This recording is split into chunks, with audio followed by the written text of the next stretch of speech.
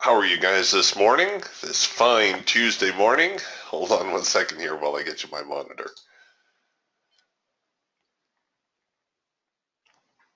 So the markets have just opened up, and it seems like at the moment we're pretty much in a sideways, a little bit of a trading range here. Here's the NASDAQ on the Eagle, and you can see that the market left off more or less here around 42.20 yesterday. The overnight relatively quiet, at least through the Asian session, and very choppy through the European session. A couple of swings here we would have been able to catch on the hawk, but nothing going on here on the Eagle at the moment. In fact, it's starting to look like a really big trading range to me.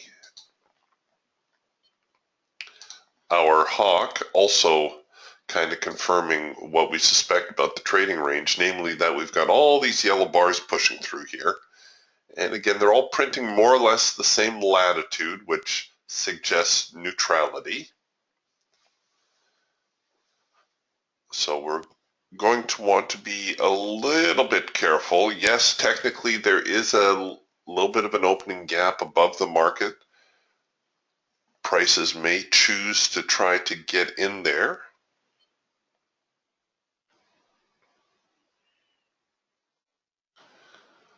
But at the moment, we're dead sideways. Crude oil fell off a little bit. Here we'll bring over the crude oil eagle, or I could have brought over the hawk. Shows kind of the same thing. We had this nice little rule of three signal here on the eagle. And yes, we only have two signals counter trend against the band, but we do have this retest of the high followed by the failure. And that's really all you need for the rule of three. Typically, the market will print three counter trend signals before those occurs, but sometimes you get two, sometimes you get four, but the structure is always the same. See, here's another rule of three, which only printed two signals. And again, we have the retest of the high, the failure, there's signal one, there's the last bounce, here's signal two. And once we have the structure, once we have that test of the extreme and the failure, then we know it's okay to sell. Well, in this case, sell. So we're coming down here near the lows. No doubt we're going to see a little bit of buying occur when we get down there.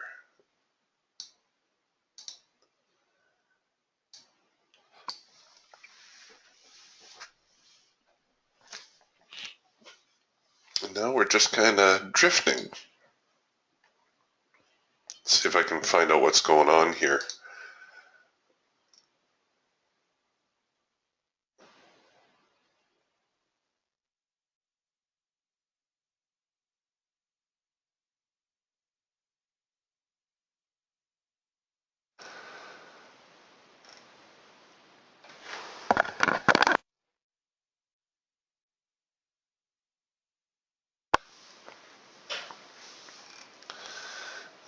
Nope, can't seem to put a handle on why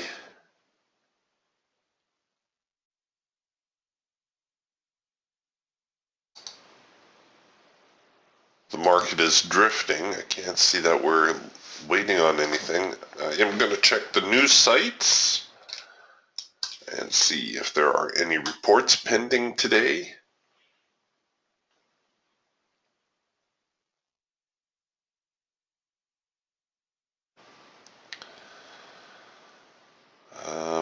Existing home sales at the top of the hour. That shouldn't be that much.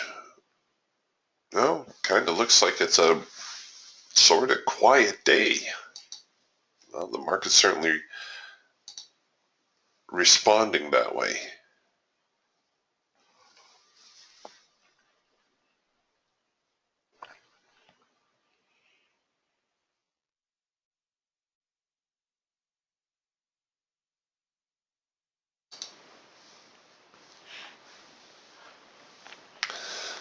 right, so we're testing the top end of the trading range.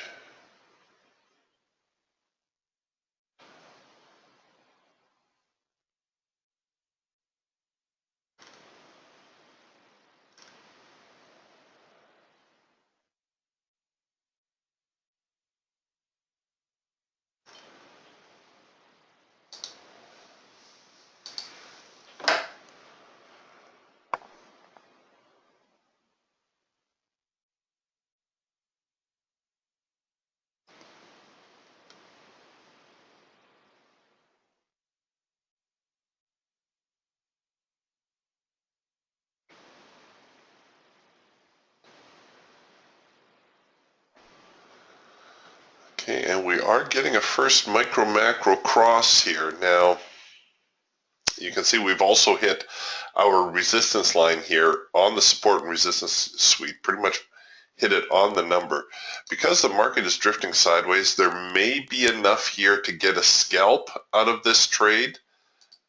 I'm not convinced, though, that we're still not in just a bigger trading range.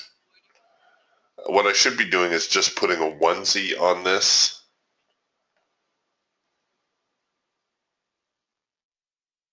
Now we're working into a macro pullback signal. You could choose to take it here on the hash mark, or you could choose to enter above that little itty bitty swing high. That's right there.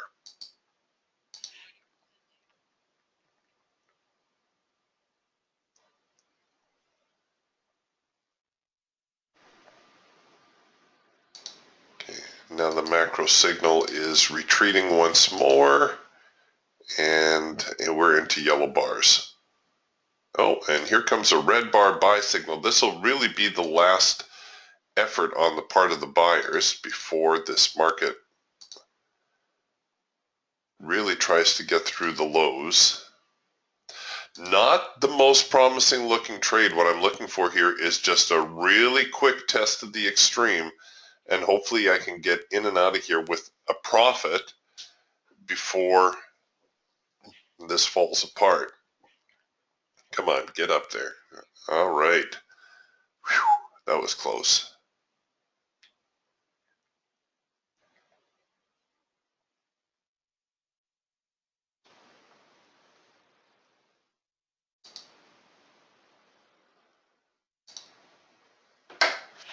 Now, the thing with the red bar buy, of course, is you can also use it as a failure signal, right? It is our counter trend signal. So not only can we buy it, but we can also look to short it if the market falls through here.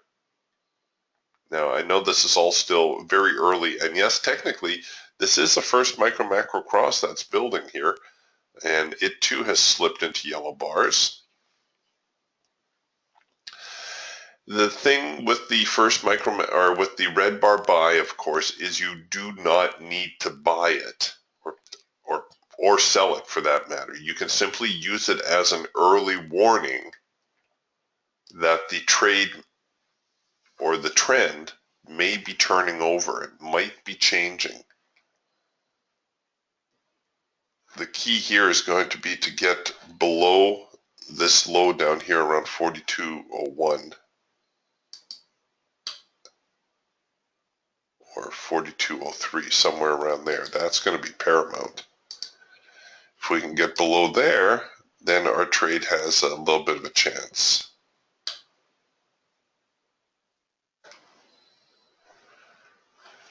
So here's that first micro macro cross printing. You can see it actually printed at a better price than shorting the failure of the red bar buy, which does happen from time to time. But they do tend to print in more or less the same neighborhood. That's why you don't need to concern yourself about them too much.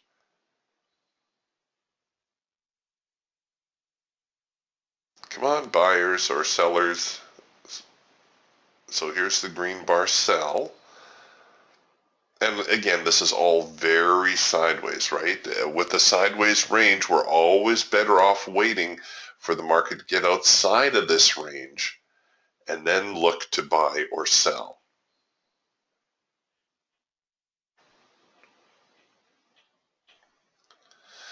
All right, so the sellers have shown up. I'm going to get a little bit more aggressive with my stop strategy now. Perhaps use something like the bar high-low. I'm going to try not to get it too cozy, but maybe I'll leave it 3 bars back just to give it one more chance.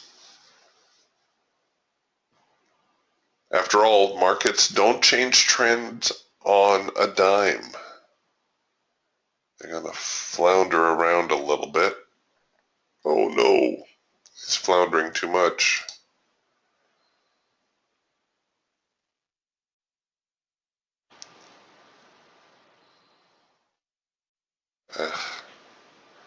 Not liking the way this is shaping up here. This is taking too long for the sellers to get some downward momentum.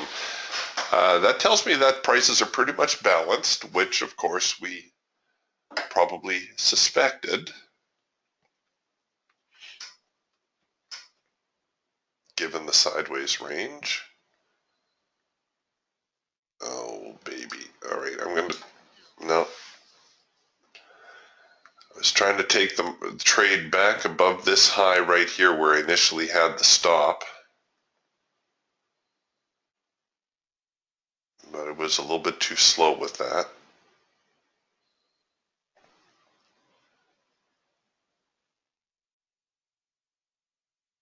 Stinkers.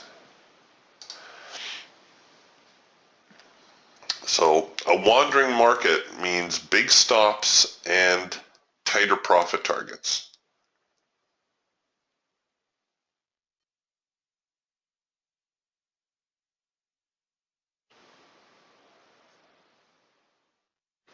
Can't really look to the eagle, not right now. The signals are too convoluted. See, there's no trend here, no follow through. Yes, we're making a slight upwards progression.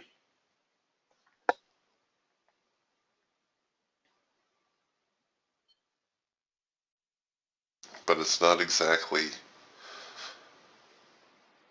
trending material. This is a red bar buy signal right here. And had we wait for the ATR to flip, this here now becomes our signal bar. You probably want to cover it something like that. And you may even want to consider bringing your stops in or your profit target in.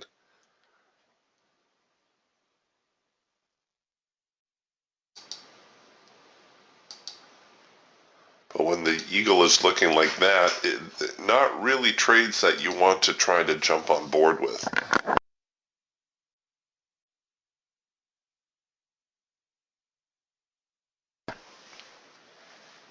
We're better off trying with the hawk or perhaps the falcon, even the raptor. So you can see, given this morning's range, the raptor right smack dab in the middle of it all.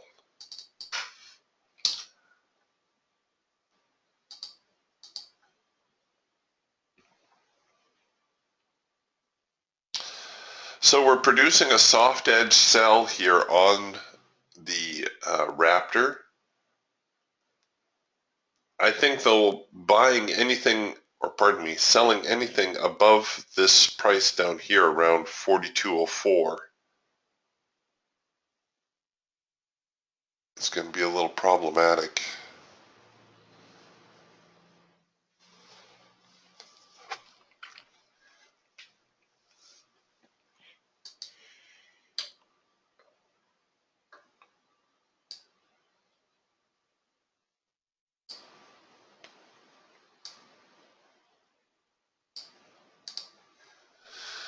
Well, the buyers are going to press here. They are going to try to get to the top end.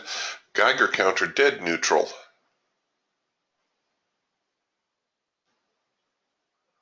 Gold also twisting up like a cord, as is crude oil.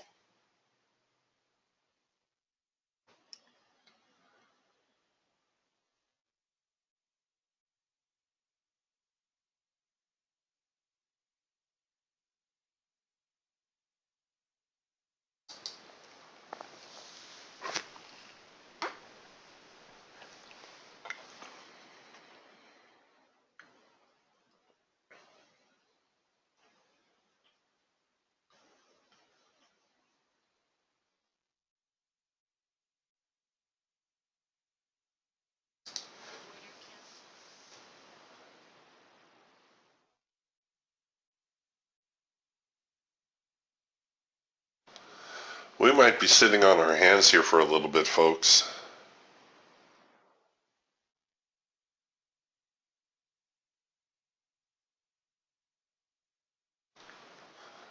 Okay, here comes the first micro macro cross higher. They weren't keen on going lower.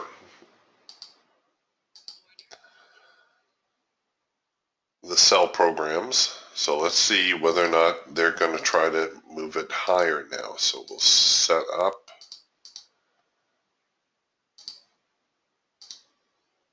And they keep drifting. Don't go into yellow bars. Ugh. The yellow bars spoil it here on the hawk.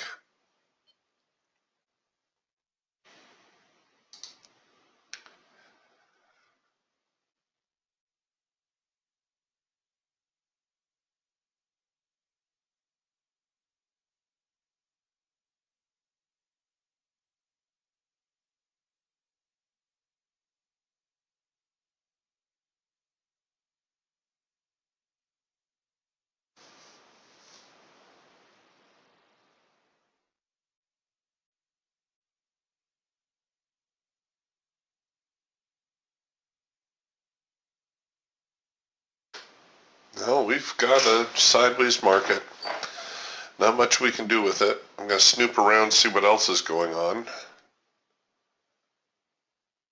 Crude oil just made a little bit of a decline.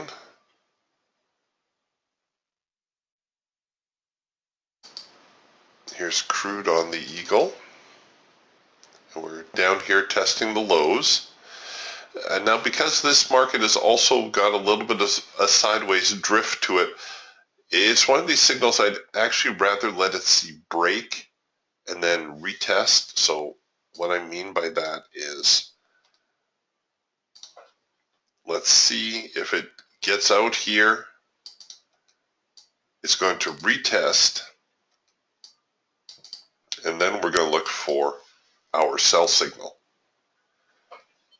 The problem with selling the lows of a channel, of course, is that the market may bounce higher. I'm not saying it will, I'm just saying it has a tendency to do that. For those of you who like to trade trading ranges and you want to try to buy the lows and sell the highs, well, here's your opportunity. You can try to buy crude oil off the bottom end of this trading range.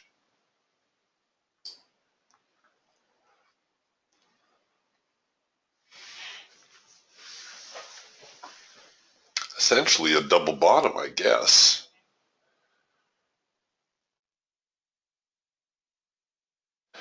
Good morning, Jim. Jim providing us with some advanced decline numbers, and right now kind of slightly bearish. We've got 1,050 on the buy and 1,570 on the sell. So it has a slight bearish flavor at the moment, but still very, very sideways. I don't like trading sideways markets. When I open up my charts and I see this, I really do avoid the market. If something really promising shows up, I will tell you, but really right now, the best thing to do is just avoid it until we get out of here.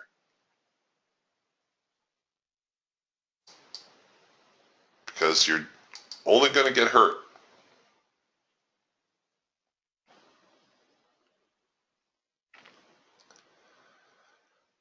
We can only make money if we trade in the same direction that the market is going.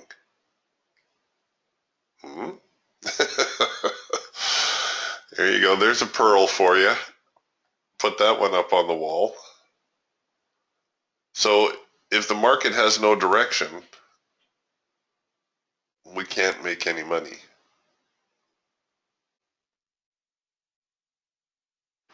We can certainly lose money.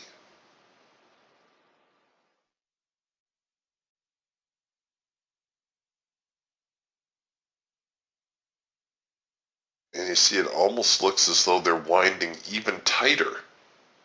So we got this leg up here and leg down, another leg up, and now it almost looks like they're winding up even tighter still.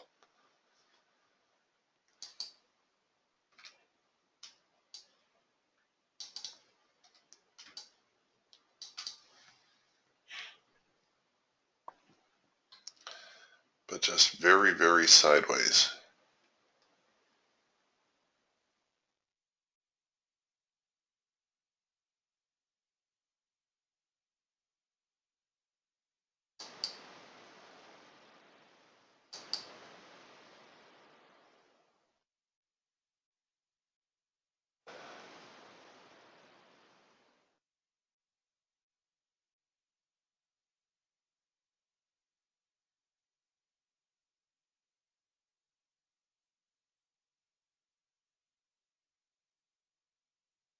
Mo's asking, what's the 30-year bond looking like? Let me load that up. And Peter asks a good question here. He says, good morning, Eric. When screening for other futures, do you use the longer time frame like the Eagle? Then when you find something, you work it down to the Falcon or the Hawk. What I do, Peter, is I really treat each chart independent of the other. I do like to see the charts in sync. So what I mean by that is if I'm producing a buy signal on the Hawk, I also like to see some bullish flavor here on the Falcon as well as the Eagle and even the Raptor for that matter. That will tend to uh, lead to a more predictable signal. But no, I don't just focus on, say, the Eagle, and then if I find something desirable on the Eagle, I'll go look at the Falcon and the Hawk. Although, that's probably not a bad idea because the Eagle, as you pointed out, it does take the longer view. It is looking for a trend type trade, and if a market is trending, then there's normally more opportunities to be had in the other tools. So I can see the logic behind it. Um, I just really just glance at the chart. If it's a solid signal, then I'll go with it. And if it's not, then I'll just keep looking. But honestly, I don't look at all that many markets. I tend to only focus on, like the NASDAQ, even though we're very, very sideways here at the moment. Something will happen here today. Might not happen during the morning session, but sometime during the day here, we're going to get some sort of move, either higher or lower. Looks like we're going to try to do a little bit of a shot here to the upside, maybe kind of back to the top end of the trading range, producing a buy signal, or a warning dot, I should say. And this could come out with a buy signal. Oh, we're almost near the top of the hour. I don't know if we get enough out of that to actually scalp. So if this trade continues higher, we've got the warning dot. I know the hash mark is going to print right here at 42.15.5. This is, oh, no, it's not. It's going to print right at the high. Ay, ay, ay, ay, ay. That's not really where I want to be buying in a sideways kind of day.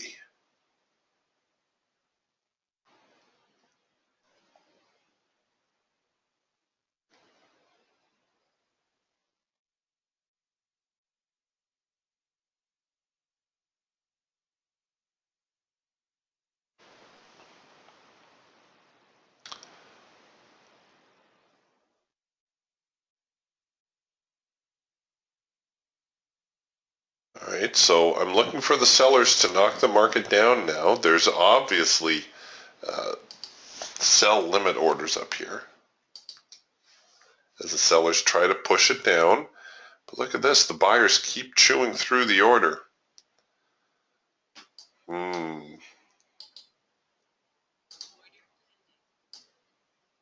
All right, let's take it just above the high. The hash mark should print 42.16.5. I'll give it another tick. And all I'm looking for here is the active selling. A lot of selling going on. You see how they're trying to drive the market lower? Well, if they fail, if the sellers lose their grip now and the buyers come back, that could lead to a rather explosive breakout, and it doesn't look like we're going to get it as we drift right back into the middle of the trading range. All right, let's take a look at the 30-year bond. Here's the 30-year bond on the Hawk.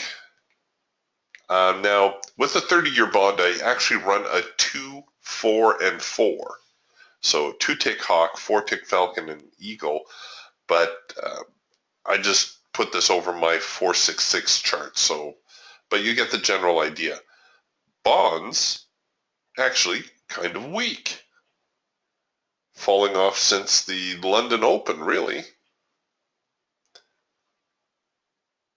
Now this tends to be bullish on the stock market, but you wouldn't know it from today,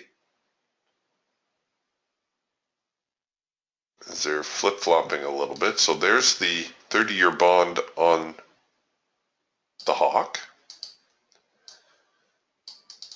As you can imagine, we see more of the same here on the Eagle, or pardon me, the Falcon.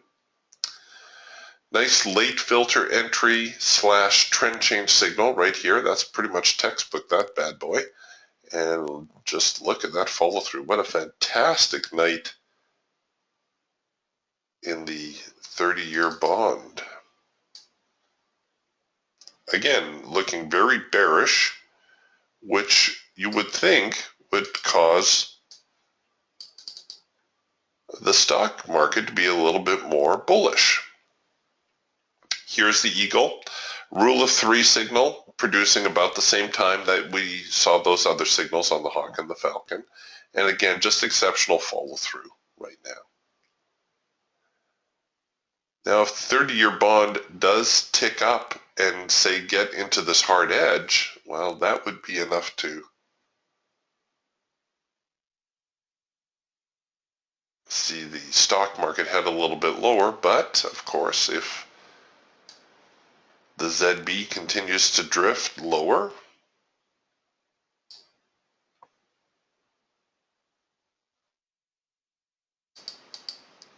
it will probably send the NQ and related indices higher.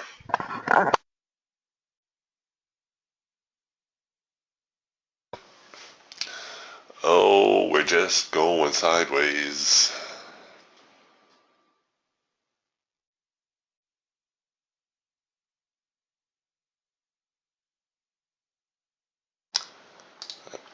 All right, so here's a soft edge sell on the Raptor, and you can see we're down here now below the lows. Let's see if we get that cloud crossover and a little bit of support out of that.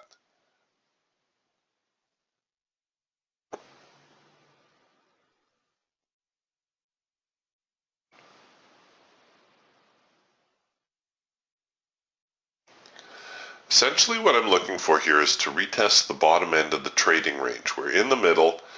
As the sellers gang up on the market right here, the buyers are going to try to gang up on the market down here.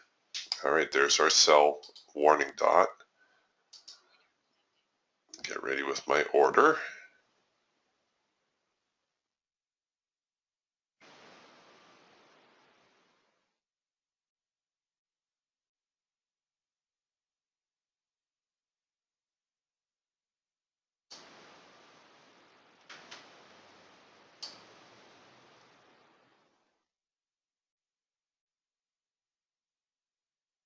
Actually, it might be safer to hit the sell market button.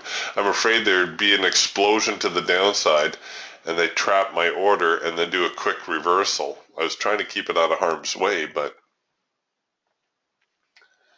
may not be far enough.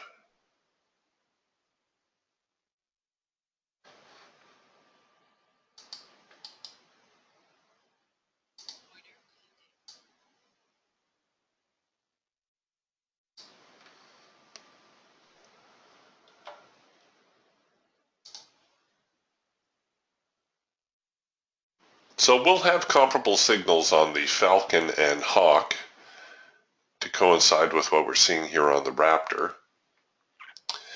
And we're looking at the bigger picture. We're looking at the great big retest of the high. And now we're fighting with the lows.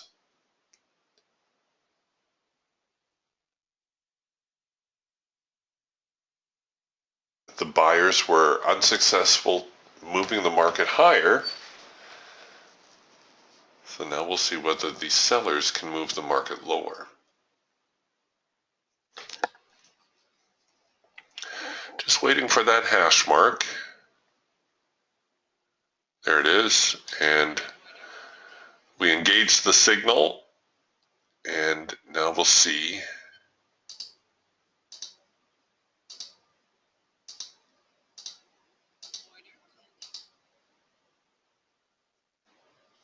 what they can do with it. So my break even right down here near the low of the morning.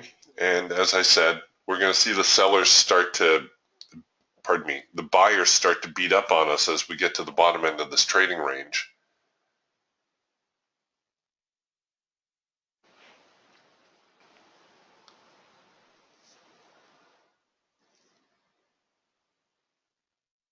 I think we've hit our scalp target. Yeah, there's our scalp target. We're going for our swing target. Hopefully not too much of a reaction here as we hit the lows. Come on, baby.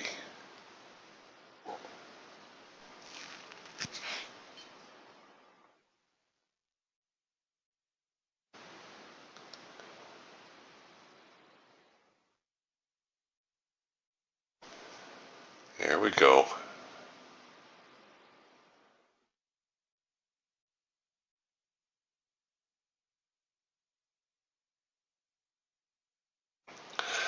You know what? I'm going to disable my break-even trigger.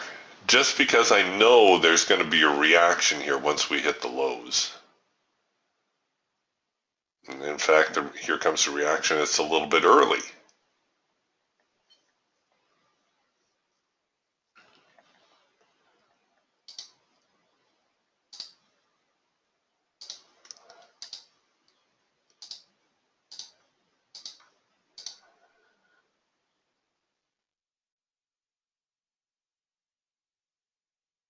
So huge support down here around this 4202 area. Let's just take a real quick look. I suspected as much. We're on our primary resistance line at 4204, hence the hesitation. So if we can get below there, the next support is going to be down here at 4192. So we got a little bit of room to move here if in fact the sellers can hold control. Come on, get down there.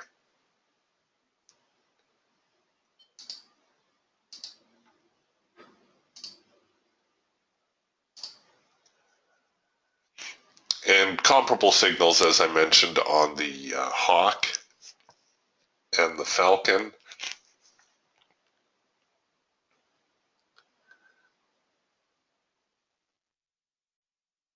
The buyers doing their best to defend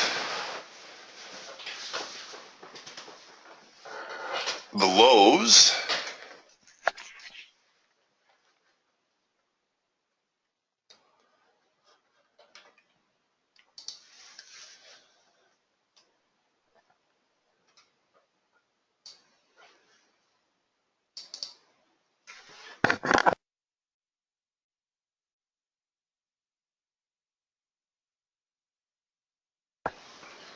right, so we hit our profit objective, and I'm going to start bringing my stop in a little bit.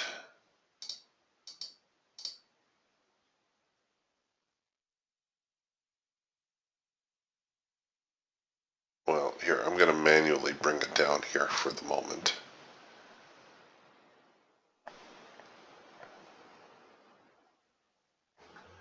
There we go. Okay, so we're going to take break even now. And where are my parabolics at? Actually, I'm going to go with parabolics. Parabolics make it easy. Watching that whole 41.92 area.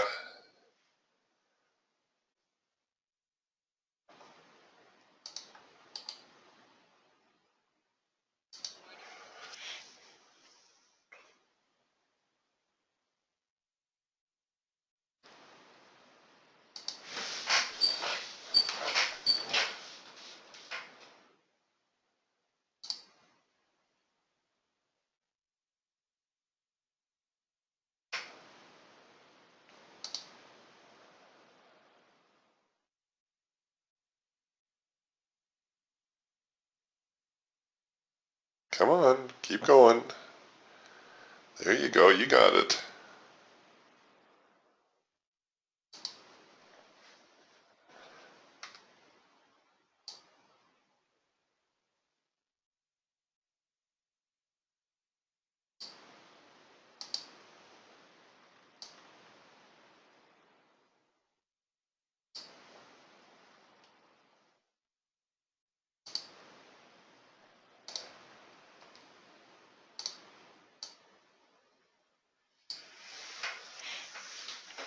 So just out of curiosity, what's below 41.92? Could we see it move 2 zones down to 41.80? Well, that's possible. A lot of times, you know, when the market gets through the primary, it will end up moving 2 zones. So 41.92 may just be the first stop.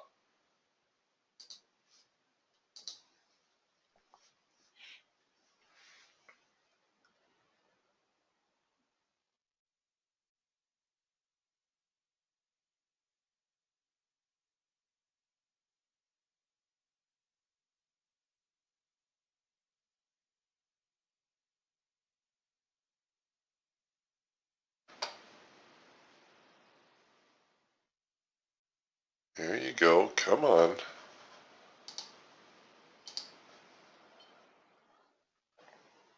Keep going. Come on. You can do it. You can do it. Come on.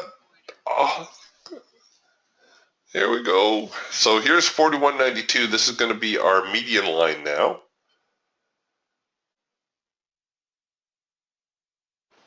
Probably anticipate a little bit of a reaction here.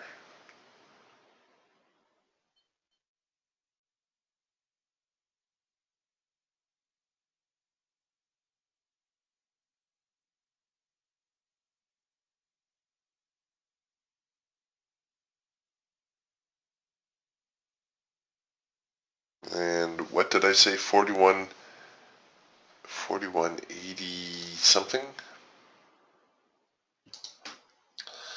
So right on the median line, 41.92, 41.80. That was the other number. 41.80 is really going to be reaching. This eagle signal, a little bit more difficult to get a handle on. Technically, it is a rule of, pardon me, technically it is a rule of 3, but a very difficult rule of 3 to get into. The hawk trade, really textbook. First micro macro cross, you know, we saw the retest of the highs back here. Half-hearted retest of the extreme right there, and down they go. We kind of saw the buyers struggling as well. The hawk and the falcon, or pardon me, the raptor and the falcon giving us the clearest view on this move this morning.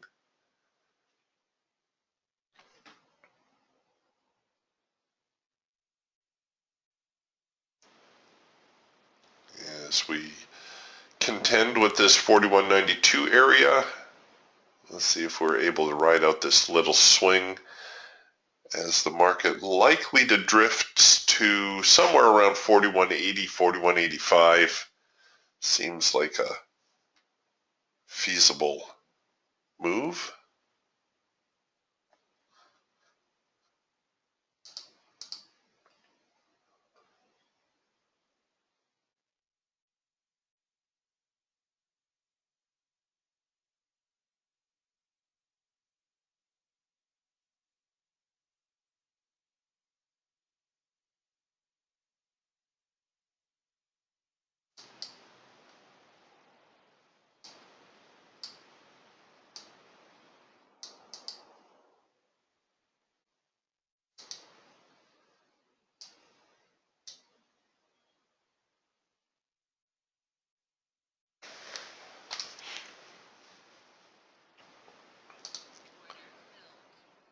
Okay, so they tagged us on that little bit of a retrace, which is fine.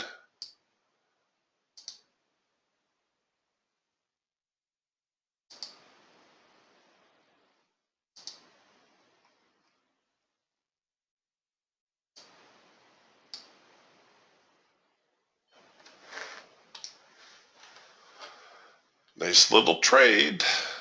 Had to wait for it for a little while, but it was certainly worth waiting for.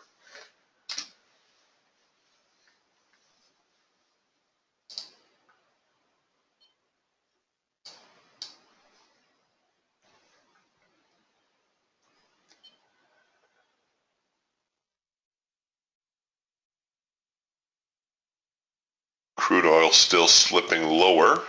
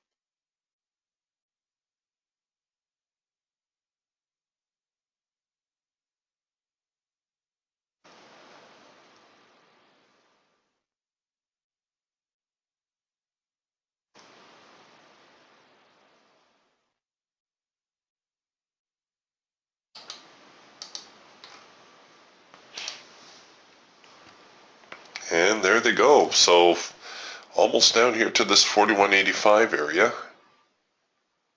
Halfway's between the primary and, pardon me, the median and the primary support.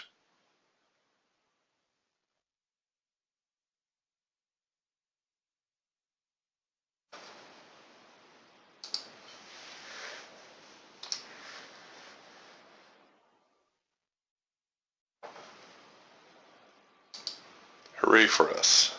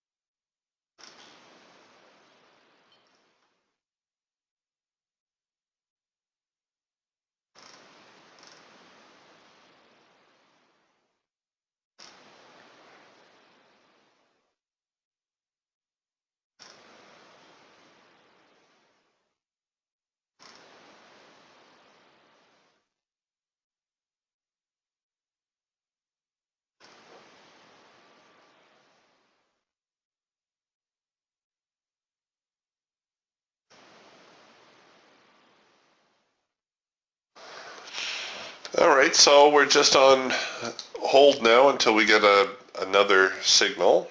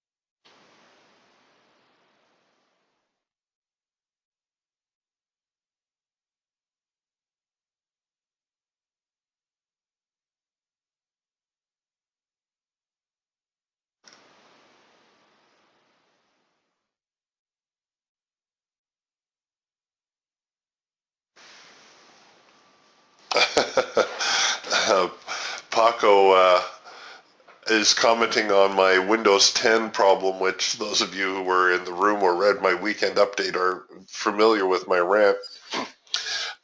Sort of, Paco. I did a search on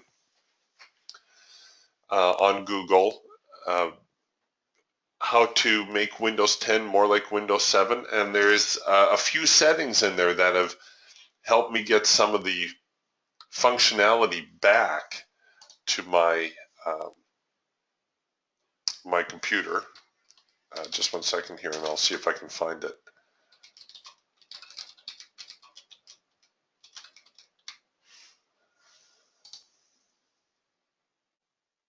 And really, all you need to do is, do a search like that, how to make Windows 10 more like Windows 7. And there's a lot of great articles here. I think this was one that I looked at. There's also a lot of them. This one is pretty simple. It just tells you how to get rid of the tiles and how to get your uh, start menu back and give you a little bit more control over the files that you want. But there's others that actually get a little bit more involved. You can actually reload or import what is called the classic shell. And if I did a search for here,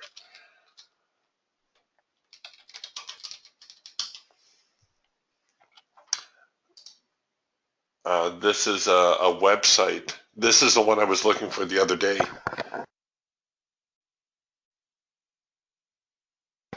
And it's stable. It comes highly recommended. I haven't tried it yet, but it essentially makes your Windows 7 or your Windows 10 work like Windows 7. So you get your control panel back, you get your access to your computer, you get access to your files. This is the program that I was looking for the other day that I couldn't find, classicshell.net. And I think it's free for 30 days. After that, they ask for $5. So well worth the investment. And I may end up going this route yet. But yes, frustrating like you would not believe. And of course, if you buy a new laptop, which is what I did, um, they come preloaded with Windows 10. Yeah, like Paco says, next time an Apple. I think so too.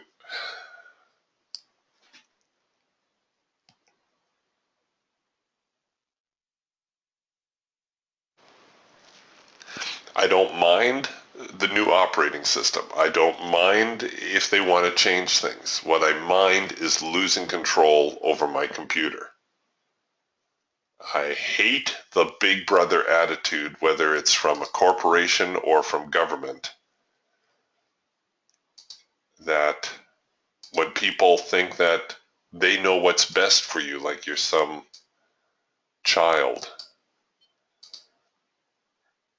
If I screw up my computer because I didn't allow for updates, okay, fine.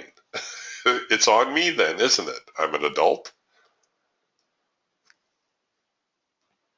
When we visit Mexico and we see people riding around in the back of pickup trucks barreling down the road, we always comment there's no way you could get away with that in Canada or the US. The police would haul you over in a heartbeat.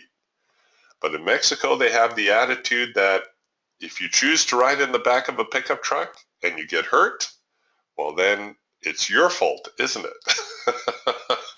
Here in Canada, we take it upon ourselves, and the US for that matter, we take it upon ourselves to try to legislate common sense. And of course, there's no such thing.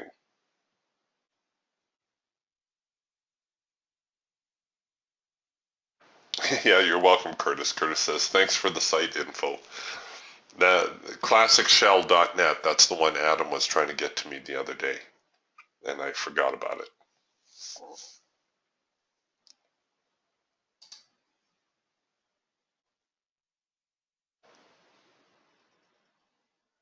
But yes, just doing a simple search on Google, there's a lot of good information out there. So we're not the only ones who are frustrated with the way Windows 10 is performing.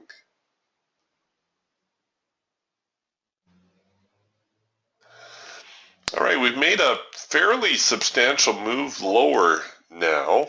I wonder if we're going to see a little bit of an uptick to the upside, try to see them regain some of this.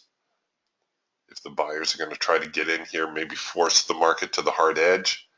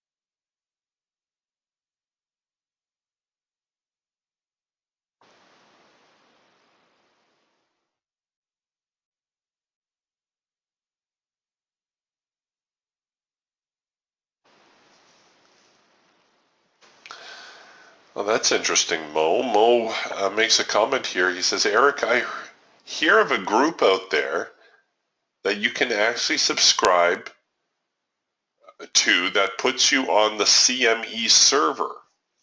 Have you heard of that? No, I haven't. But if it's true, I imagine it comes with a pretty good price tag.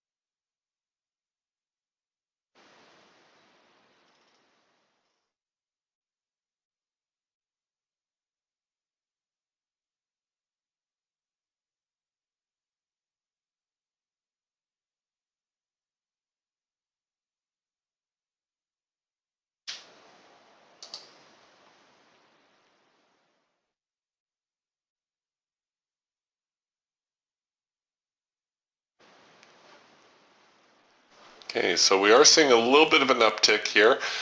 Um, Macro pullback never developed. Now we're getting a green bar sell. I'm a little reluctant to get too anxious here.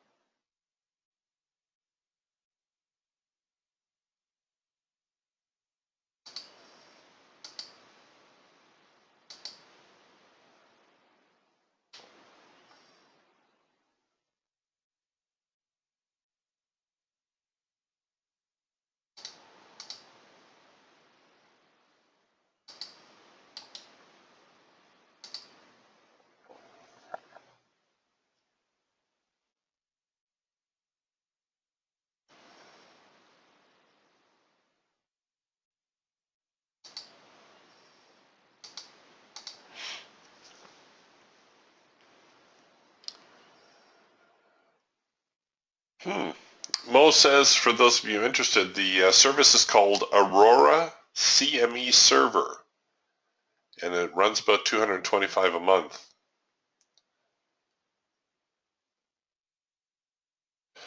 Um, yeah, Mo says their claim to fame is that they have zero latency, so there's no delay in getting your order in. I can see that being more of a concern if you're trying to duplicate what the high frequency traders are doing, um, where every tick matters. I think for our purposes, however, it's not worth incurring $200 or $225 a month. Yeah, I agree. Mo says he just thought it was interesting.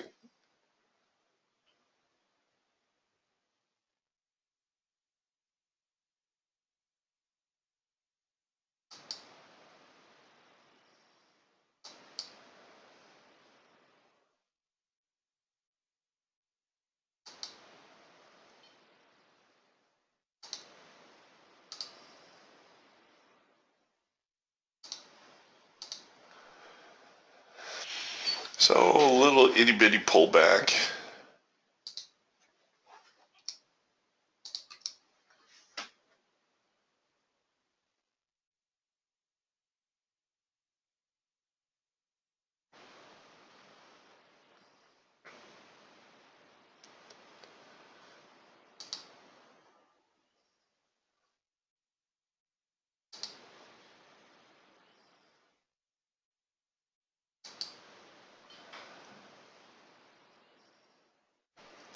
Well, they're back into drifting mode, aren't they? Not really anything going on here at the moment. Crude oil, same thing, drifting slightly higher. Here's crude oil on the Falcon. Nice downward progression, kind of bottomed out here off this secondary support.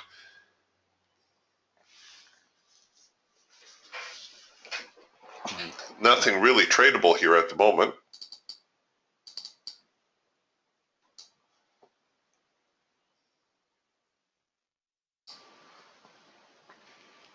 And gold, very, very sideways today.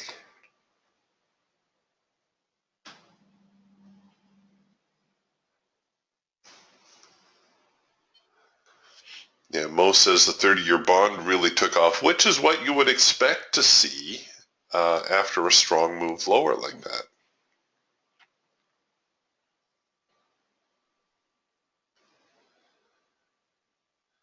Technically, first micro macro cross here on the hawk, but remember, you got to take the whole context into account. You just can't trade this like none of this exists. Yes, it's a first micro macro cross. Yes, it's a high probability signal. But if you're going to take it, you're going to have to risk it down there below the low. Here, we'll demo this. Because if the downtrend is not over yet, the market's going to try to swing a little bit lower here still. Here, we'll adjust the trade. Again, risking below the low. Right? Because this is the place you know you're going to be wrong about the trade.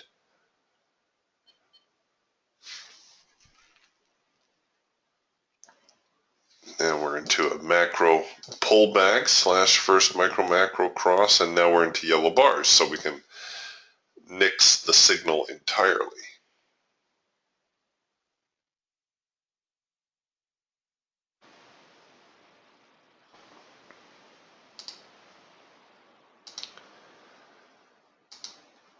There's always a danger that the prices are eventually just going to drift sideways, and you don't want to get stuck in the sideways market if you can help it.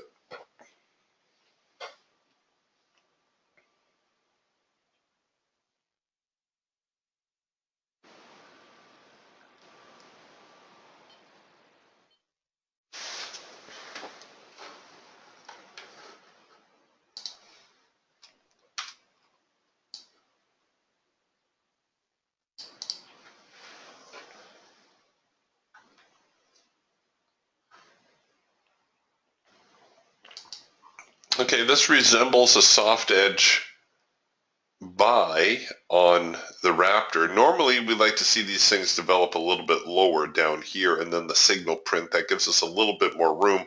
But here we've seen our little itty-bitty retest of the low, and if it comes back with a buy signal here, it very likely will try to drift up here to the hard edge.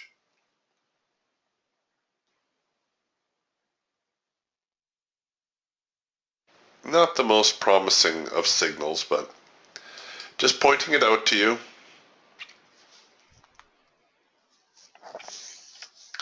Falcon also kind of producing the same kind of look. We're getting the trend change signal now with the late filter entry. So, you know, probability wise, there's a few things starting to line up here. I, have to admit though that this big downtrend is a little bit of a stopper. It is giving me pause.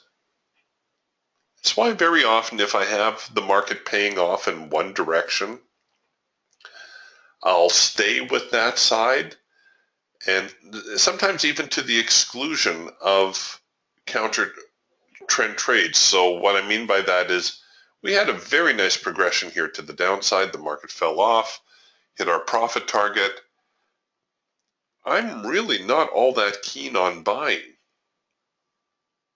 Does that mean the market's not going to, make a big move higher? No, not at all. It could retrace entirely right back here to the high of the day. Up here around 42.16, 42.16 quarter. But right now, it seems like the selling opportunities are going to be a little better for us, a little higher probability, if you will.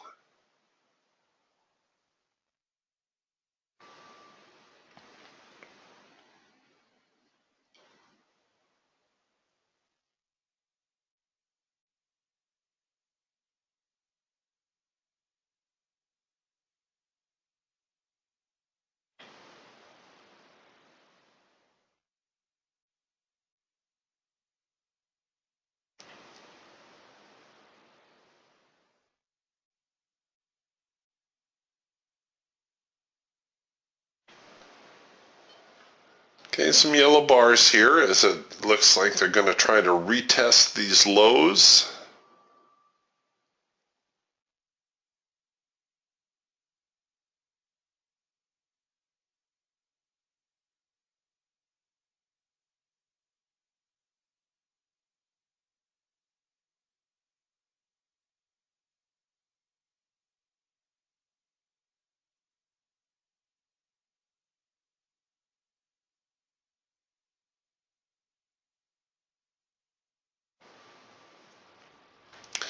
Now if, we see the retest of the low and the market reject that and try to head higher, that would add a little bit more confidence to a long position.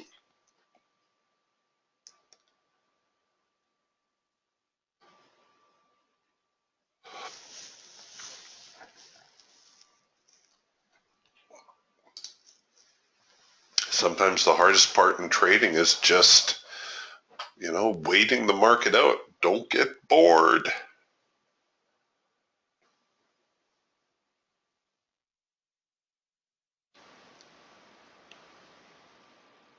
Read a book or play an instrument or do something.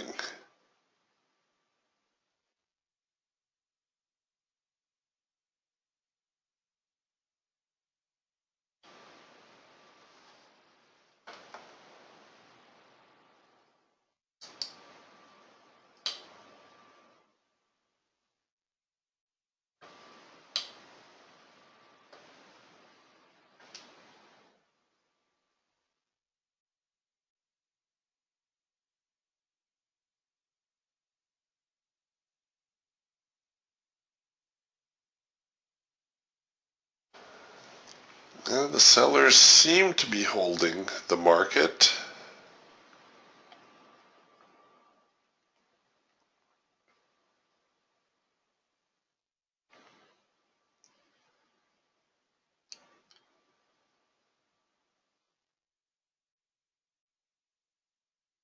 Things progressing very slowly, however.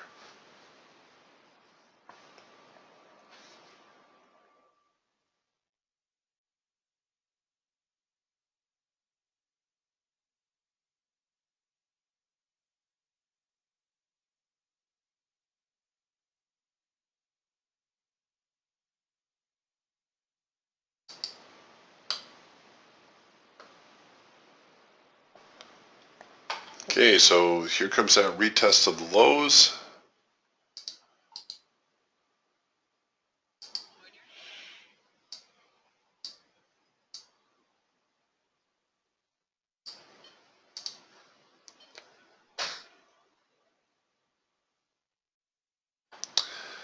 We did have a double pullback here on the Raptor. I just didn't trust it. The double pullback is when we go twice into the hard edge and then we come out, we generate a signal. That tends to have some follow through to it. I guess the determining factor here would be whether or not we could realize a profit before we encounter these lows. More a matter of logistics here than probabilities.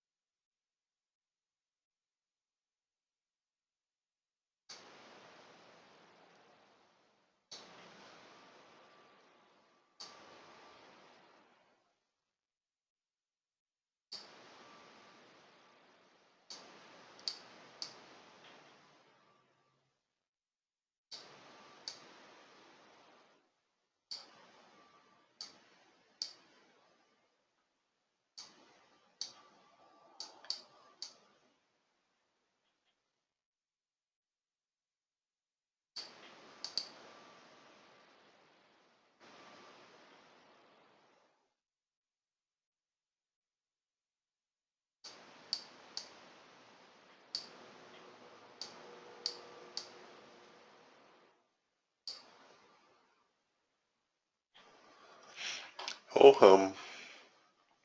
Nothing going on. Everything kind of waffling back and forth.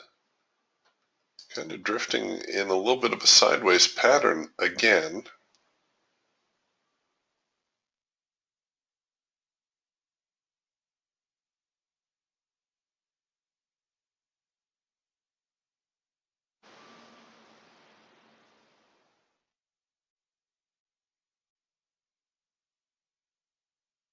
Wow.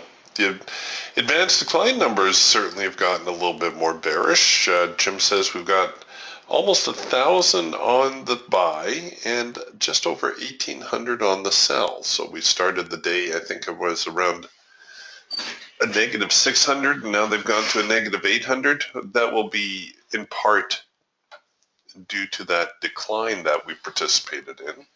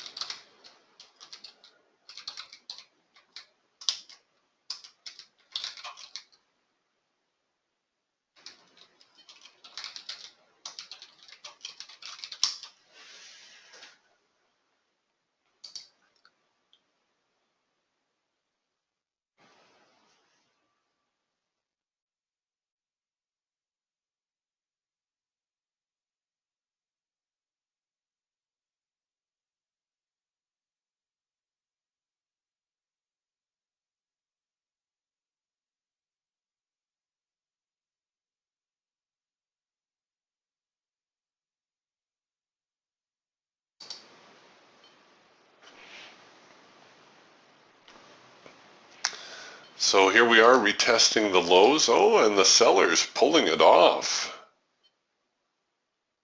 So that double pullback into the hard edge here on the Raptor coming out with a sell signal actually managed to exceed the low.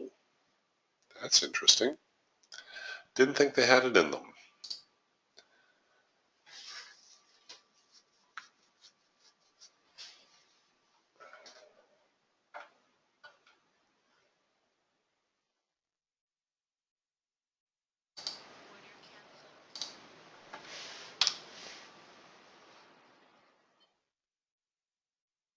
Almost looks as though we're going to start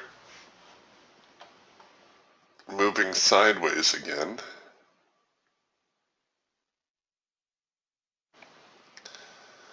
Yeah, Carlos says oil's just about sitting ready to break here at $32 a barrel again. So rather significant decline for crude oil.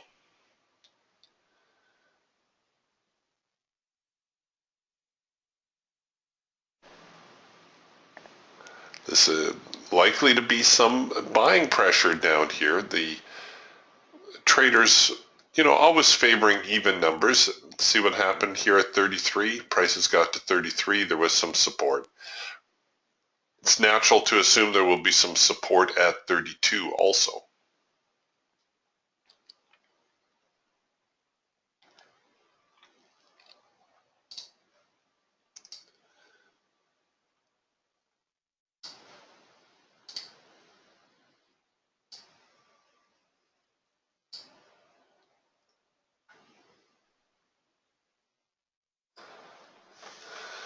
Well, we'll hang with them for a little while longer, but I wonder if that was the move of the day, what we saw there.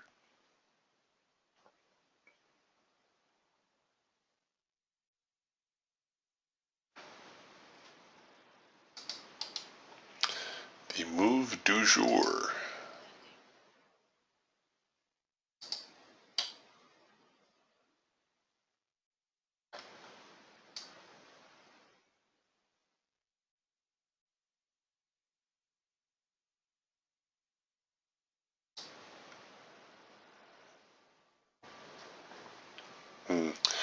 Jim says the DAX is looking pretty weak also, so It looks like stock indices in general fairly soft today.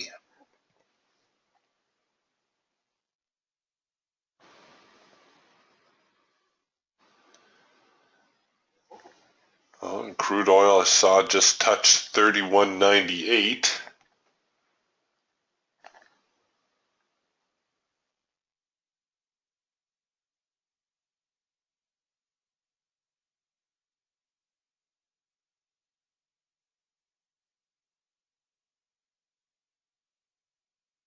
As the NQ drifts lower still.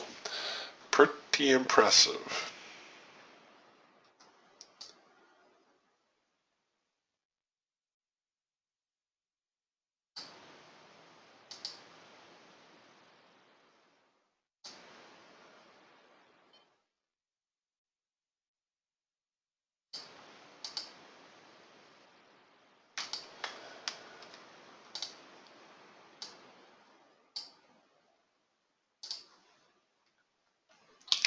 So we've drifted 2 zones now on our support and resistance suite. Broke the primary, drifted to the median, from the median all the way down here to the secondary. Where do we go after here? 4170, 4168-ish. That would be a pretty remarkable move.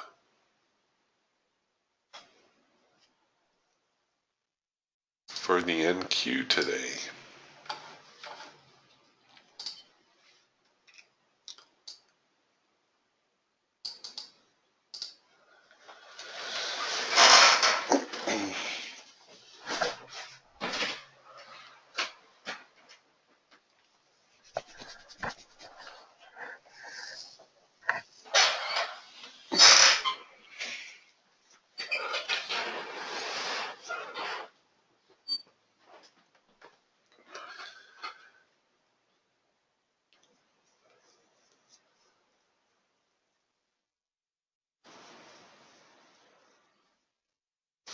There they go. All right, well, if you wanted, there is a trend line touch signal here. We had the trend change signal back here. It might be worthwhile to take a second push on this signal. What I mean by that is we allow the signal to engage, as it did here, and then look to see where the buyers are coming into the market. So right now it looks as though the buyers are pressing right there. You could take it below the low. Ooh, that's a little bit out of reach. Can I cover above the median line? Yes, I can. It's a tough trade, folks. This is not what you would call a high quality signal, but it does look as though the NQ is determined to tail off today and perhaps get down to this whole 4170 area, 4167 3/4, somewhere in there.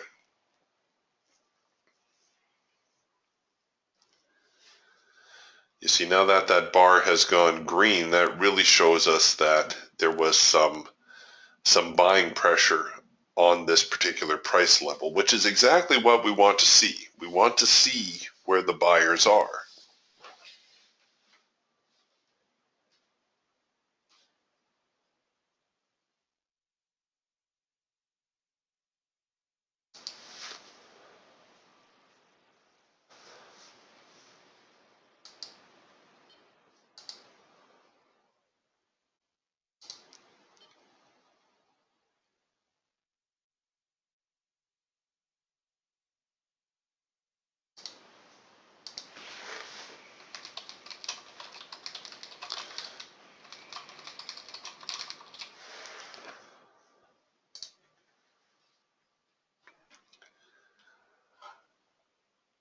And we can probably nix that order now that it looks as though we may have to wait on another signal. Perhaps we'll get a macro pullback or a 4-arrow consolidation that we can capitalize on.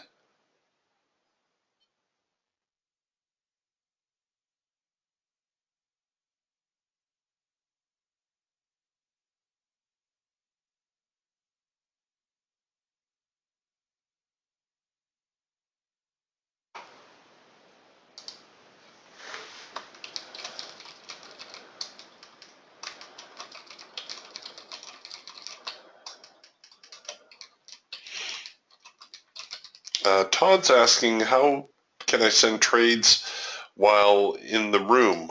You can send them via the chat window if you like.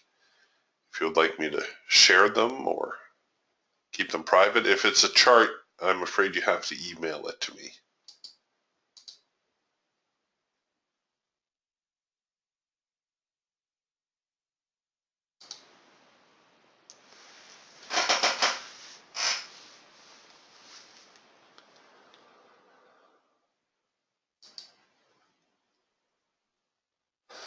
All right, well, it doesn't look like we're missing a whole lot. I think we're going to close up the room for this morning. A reminder that tomorrow is the public trading room, so we're going to meet at the other venue.